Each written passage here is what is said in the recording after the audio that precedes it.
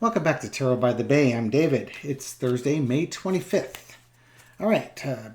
On my community page, I've asked for people to post up questions for things they'd like to see reading on. Patricia Burke posted yesterday saying she had two questions. One, will we ever not have the Electoral College? Will it ever go away? And two, will large financial contributions to politicians, basically Citizens United, be banned? Okay, so I'm going to throw on the Electoral College and I'm going to throw basically on Citizens United. I'm going to take some artistic liberty with the question and go with it. So for the first one, after the 2024 elections, because we know that the Republicans aren't going to get rid of the Electoral College, right? The Democrats are going to have to be in charge of the House, both of Congress, both the House and the Senate, as well as the presidency. And we've got a great shot at that in 2024. So in 2024, will the electoral, or after 2024, will the Electoral College be removed? I don't know when, but will it be removed? For entertainment purposes only. Public service announcement. This is not a MAGA-friendly channel. This is a spiritual channel that throws tarot cards. So if you think Donald Trump is the greatest thing ever, just stop watching. I'm just going to aggravate you. And if you think tarot cards are the devil's work, just stop watching. I'm going to aggravate you. You've been warned. Thank you. And don't bother leaving a comment. Just go. Okay. Electoral College. What's going to happen after 2024? It's going to go away. It may not be going away swiftly, but it will go away. There will be a process with which we go to commerce shores. So yeah, it's going to go. I don't think it'll be the top agenda item, but I suspect in the first 2 years to 4 years, they will be working on it. And maybe even if it's a 6, it might be 6 years. But say within 6 years, by 2030, I suspect that it's going to be modified or just gone. Because right now, the Electoral College holds us hostage. It holds us hostage to smaller states. And it's not a one-person, one-vote system. Votes are disproportionate to population. There's a lot of mystery. Basically, people don't want it to go because it helps with the backroom deals. It helps keep the minority party in power.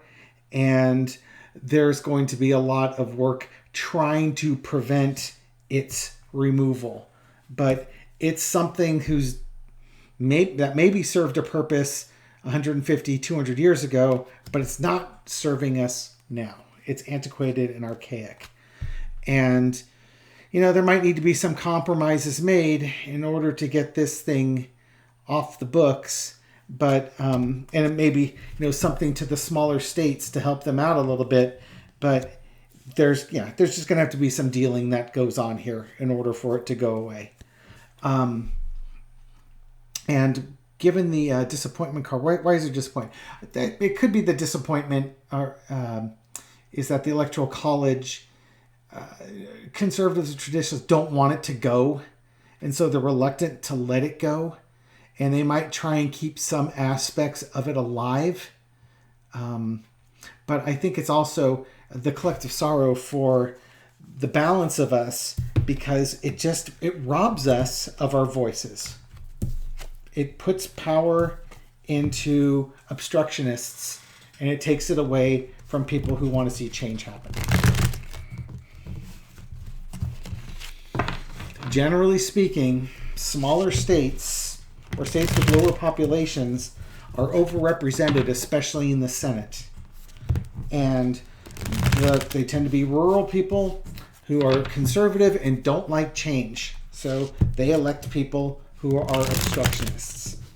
You don't have to bring things back. You just got to try and slow down and prevent things from going forward. Okay, so Citizens United. This one is going to be, again, after 2024, but it's probably going to be after, if Sterling and the various other readers are to be believed, multiple Supreme Court justices. Clarence Thomas will probably leave. Roberts might retire. And there could be problems with Gorsuch and Brett Kavanaugh with their issues, or they might even add more justices to the Supreme Court. But it's going to be after the Supreme Court has been purged of some conservatives and some progressive liberal judges, or at least moderate judges are thrown in there. Citizens United. And I'm really curious, with all this ethics going on, if they're going to find out that people who ruled on Citizens United, justices that ruled on it, had a conflict of interest. That should make it null and void right there, right? Okay. After 2024, after justices are replaced, what happens with Citizens United? Okay. Offer's going to come, somebody's going to come forward with an offer. Do I want to throw 4 cards on that one? Or do I want to go the full spread? Let's go with the full spread. Yep, and there's that offer. Somebody's going to make an emotional plea. Somebody's going to make a financial plea. Yeah, there could be money that was involved with that one. But yeah, so Citizens United, here's the companies coming up with the money, and here's the offer of, almost looking for that money in a way. Politicians looking for money and these guys coming with the money. So that's kind of what a Citizens United is. Hey, we could be friends if you throw a little bit of money at me. In the past, we had the Ace of Wands. That thing just got slammed through. Somebody came up with this great idea, and they got it mashed through. And then the floodgates opened up, and money got into politics. Dark money got into politics, and all heck broke loose. Current situation is the star, but I think that, again, we were asking after the Supreme Court justices get changed. Once this change occurs, getting new people on there, ooh, yeah, because if this is the new people on the board. But okay, change comes in, and now all of a sudden things are looking better. There's the calm after the storm. It's going to be revisited and made better, and by made better I think it means made to go away. So that's things are looking hopeful for the U.S. Again, it's going to be a lot of work to get this thing off the books because there's a lot of money involved, and therefore, corporations are going to fight this because they want the ability to influence politics. But if the politicians who want this off here work hard, they should be able to do it. Lesson to be learned is the emperor. I think these are the elites. They were the ones that were calling the shots and basically got this through, and they became like kings. We started working our way towards an oligarchy. Pretty much once Citizens United went through, we went basically to an oligarchy. We have an American oligarchy, and we need to get away from that. Outcome, more money's coming in. It's legacy money too. So it's going to be a big fight to get this thing out of here because there's going to be a lot of money coming into politicians to try and keep this thing on the books. It's going to be a big, big fight. But this can happen. It can be manifested. The power is worth the people fighting the good fight.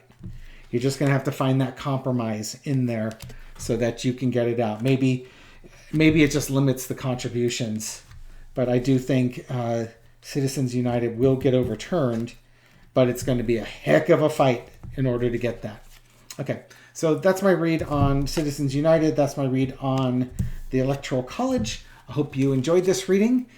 Give it a thumbs up and a like, leave a comment, do all the YouTube-y stuff. And thank you for subscribing to my videos. I've forgotten to mention that in the last few videos. I do appreciate it. I got over my 1,000 subscribers, and I'm actually above 1,100 subscribers now. So things are going really well for the channel, and I'm really excited about it. Thanks a lot for your help, guys. I really appreciate it.